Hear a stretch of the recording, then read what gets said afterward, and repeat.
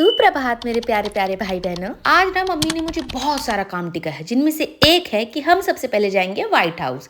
और हमारा काम क्योंकि वापस सही से हो नहीं पाया, इसीलिए हम वापस आने के बाद चले गए तहसील ऑफिस और फिर उसके बाद हम चले गए गोल बाजार। और मेरी माता श्री ना सब्जी भाजियों को ऐसे खरीदती है जैसे कि उनको कोई फ्री में दे रहा हो, भाई लिटरली फ्री में। और हाथ तो मेरे पास सिर्फ 2 था, मगर 4 लोगों के हिसाब से मुझे मम्मी सामान पकड़वाती है। सारा सामान मैं पकड़ी पर भूख मेरी मम्मी को लग गया है भाई। जब तक मम्मी अपना खुआ कंप्लीट कर रही है तब तक मैं चली जाती हूँ कुछ और सामान लेने के लिए। और देखो मुझे इतने प्यारे प्यारे छोटे छोटे क्यूट बच्चे मिल गए। पहले मुझे खरगोश पसंद नहीं थे, पर अब मुझे खरगोश बहुत ज्यादा प्यारे लगते हैं, जैसे कि इन सभी को देखो। फिर मैंने ले लिया तरबूज और उसके बाद समय हो गया था घर जाने, क्योंकि दुकान के लिए भी मैं लेट हो रही थी, इसलिए मम्मी को छोड़ा मैंने पुरैना वाले घर में और खुद निकल पड़ी ब्यूटीफुल सा सनसेट देखने के बाद दुकान। और आजकल मैं अपने व्लॉग्स में कुछ खाने का नहीं डाल रही हूँ, तो मुझे लोग सवाल पूछ रहे कि आप कुछ खाते नहीं हो क्या? नहीं भाई, दुकान खुलते और बोर नहीं करते, मैं सबसे पहले अपना काम करती हूँ, अपना पेट भरना। एज यू नो मैं कितनी बड़ी फूडी हूँ, मतलब मुझे हर तरीके के खाना बहुत ज्यादा पसंद है, बट ओनली वेज। और आज ना हमारे पास एक कस्टमर खाकर गई थी, मगर वो अपना फोन ही भूल गई थी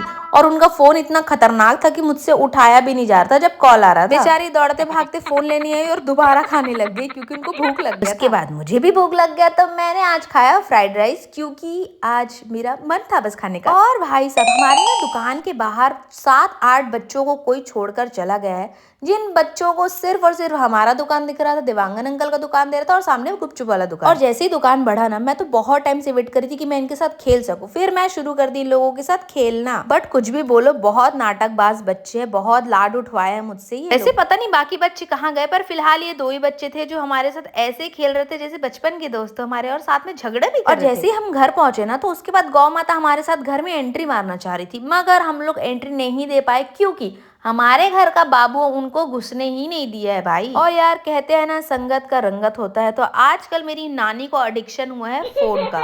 मतलब उनको पूरे टाइम फोन चाहिए क्योंकि उनको रील स्क्रॉल करना है। हमें कुछ उनसे सीखना था, खैर वो हमसे ही सीख गई।